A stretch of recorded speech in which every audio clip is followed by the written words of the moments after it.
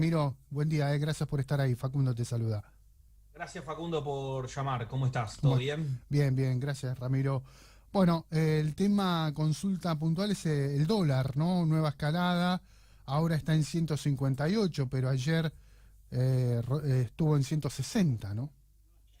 El U. Sí, o sea, es la realidad de la Argentina. La realidad argentina es que parecía en un momento nos ilusionamos con que el dólar había estado tranquilo, pero sabemos que cuando el dólar sube lo hace muy rápido y cuando baja lo hace muy lento. Cuando baja, Mm, cuando se reacomoda, porque en términos reales, o sea, el dólar nunca, en términos nominales, el dólar nunca terminó de bajar, porque, o sea, la realidad que lo que fue una suba muy fuerte en el 2020, llegando a 195. Era lógica que el reacomodamiento de precio. claro, Ahora sí, nos vuelve a agarrar la ansiedad de ver un dólar blue de vuelta levantando en sus valores. claro. ¿Y esto qué impacto tiene sobre la economía diaria, Ramiro? ¿Puede generar más inflación de la que tenemos? Bueno, por un lado sí, por un lado puede generar inflación porque se empiezan a generar expectativas de que si, bueno, si el dólar blue empieza a aumentar, yo que importo productos me los guardo o los vendo más caro, Claro, porque entiendo que en algún momento se van a abrir todos los cepos y yo voy a poder vender los productos al precio que esté. claro. Excepto que sean productos que se caduquen, a veces conviene importar y quedarte el producto por la diferencia que puede llegar a sacar. O Entiendo. sea, entonces por ese lado se genera inflación. Por otro lado, lo que se genera es incertidumbre, porque decís, qué volatilidad que tiene el dólar. Se fue a 195, se fue a 140, 162. Entonces es muy difícil, digamos, programar o planificar un negocio. Total. Pero también tenés la otra contra, que es lo que estuve viendo en los últimos meses, es mucha gente esperando que suba el dólar. Y eso quiere decir que cuando la gente espera que suba el dólar, mucha gente esperando para meter pesos en el mercado, que es lo que necesitas para crecer. O sea, gente que tiene dólares guardados dice, bueno, si yo no, el dólar no vale como mínimo 190, yo no voy a vender para abrir un negocio. Tal. Yo voy a tratar de seguir, digamos, esperando esa suba. Ujú, ujú. Está bien, entiendo. O sea que también es una oportunidad para aquellos que quieran invertir en la Argentina o quieran cambiar esos dólares, ¿no? Exactamente, o sea, más que nada es cuando sube el dólar se empieza a generar eso, una reactivación de la economía por oportunidades de cosas que quedan baratas. Claro. O sea, lo que pasa es que en la Argentina en el 2020 construimos una construcción social de que el dólar valía 200, porque fue el precio máximo. Sí. Entonces, no sé cuánta gente está dispuesta a hacer negocios a 140, seguro un poco más a 160, Sí, pero muchos están esperando de vuelta ese tipo de cambio de 200. entiendo. Que al mismo tiempo hay que empezar a analizar que tenés una inflación de 5%. Entonces, vos hablando de un dólar de 150, como mínimo tiene que subir 8 pesos por mes el dólar para no perder contra la inflación. Eh, claro.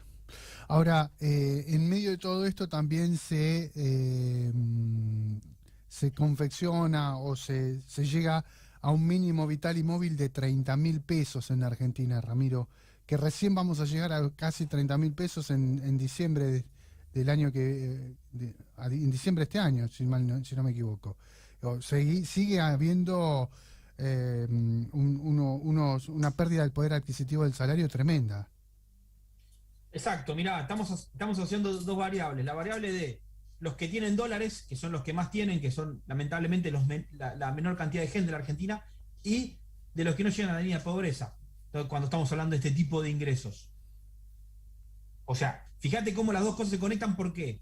Porque para vos poder ayudar a esa gente que tenga un mejor salario, necesitas que haya inversión, Sí. necesitas que haya confianza.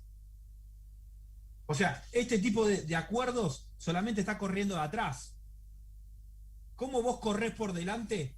¿Cómo vos te adelantás a solucionar el tema del salario mínimo vital para que sea un salario más digno? Generando confianza y generando inversión. Lamentablemente terminamos hablando del tipo de cambio y el valor que tiene para tentar a esas inversiones, que no es lo ideal. Lo ideal es tentarlas por tener instituciones sólidas, Claro, por tener instituciones que no necesiten estar discutiendo ese salario. Ya que se esté discutiendo ese salario, genera que no haya incentivo a la inversión, exacto. porque quiere decir que hay inflación, Mm, porque quiere decir que las cosas no son claras. porque quiere decir que hay mucha gente que no tiene poder de consumo. O sea, lo que digo es, tenés a gente que puede llegar a invertir en la Argentina, que son argentinos que tienen dólares, o que tienen pesos que tienen excedente, que conforman la salida y entrada de capitales, y por otro lado tenés la gente que no llega a la línea básica de, digamos, de necesidades. Pero en el medio, vos tenés un actor que termina de perjudicar esa conexión de esos dos núcleos que se tienen que juntar, que es el Estado, que son los gobiernos administrando los recursos del Estado, que no generan los incentivos suficientes para que esos dos núcleos se conecten para que se puedan potenciar. Está bien, está bien. Estamos hablando con Ramiro Marra, economista. Otro de los temas, Ramiro, que quiero consultarte es esto de las restricciones y las medidas económicas que traen aparejadas las restricciones, ¿no? En el marco de un confinamiento que el gobierno quiere profundizar, pero que también tiene presente el tema de la ayuda financiera, la ayuda social, la ayuda económica a distintos sectores, ya sea a través de programas sociales o subsidio a empresas o lugares gastronómicos.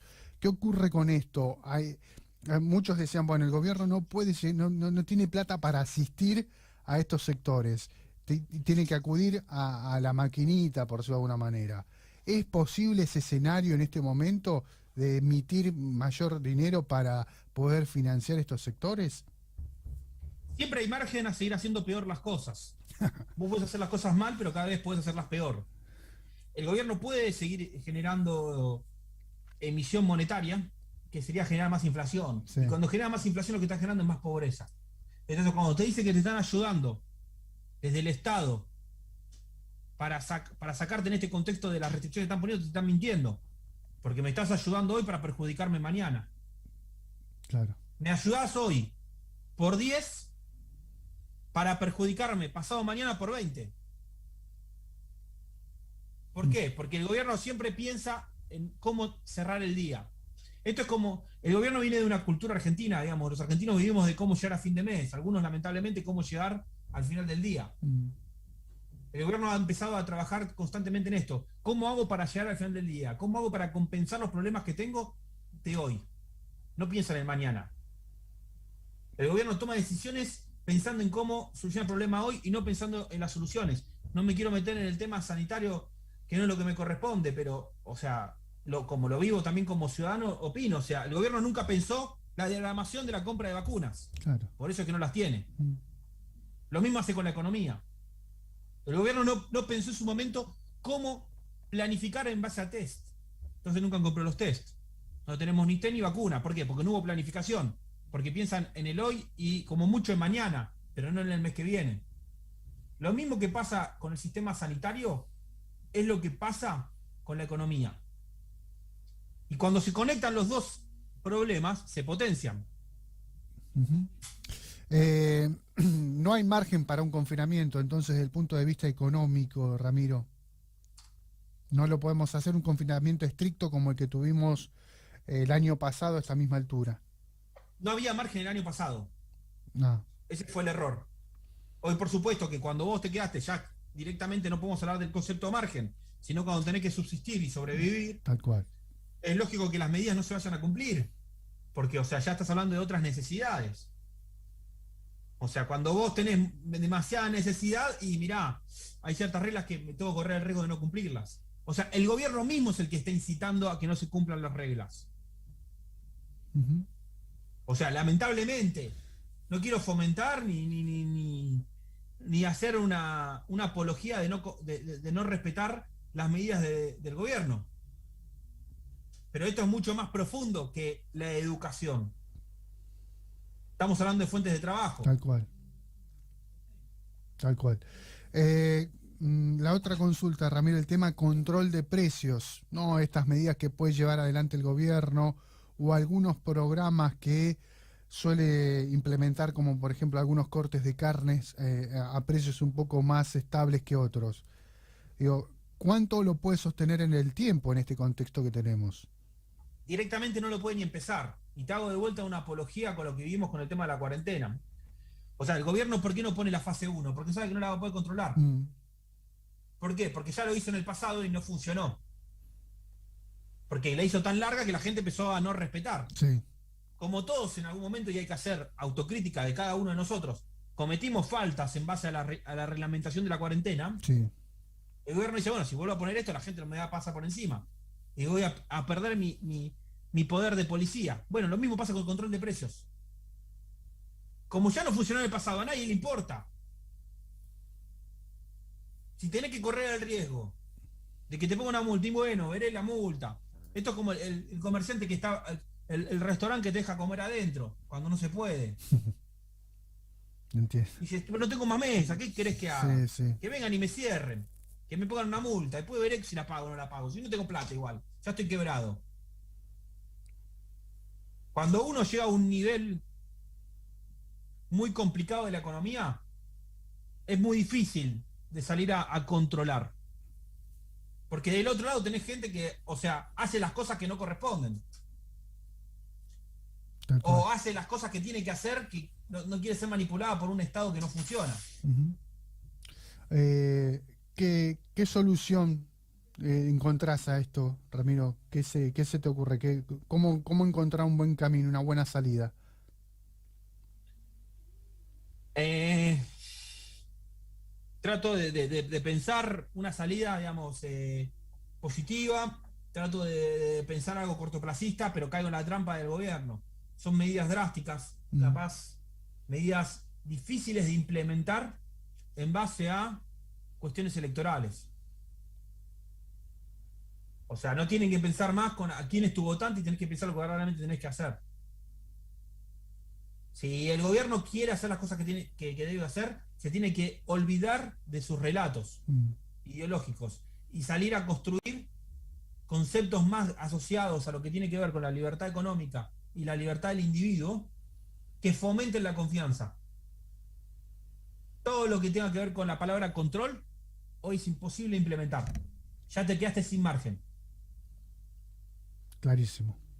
O sea, es más, te diría que el problema cuando vos tenés que quedarse sin margen es que ya pasaste al otro lado. Que cuando vos decís que vas a poner un control, la gente está más tentada de romperlo. Mm, Porque ya no hay respeto. claro. Bueno, Ramiro, ahí estamos, ¿eh? Gracias por este aporte, por esta visión y gracias siempre por estar dispuesto a charlar con nosotros, ¿eh? Abrazo Muchas grande. gracias a vos. Hasta luego. Abrazo grande. Ramiro Marra, economista, con su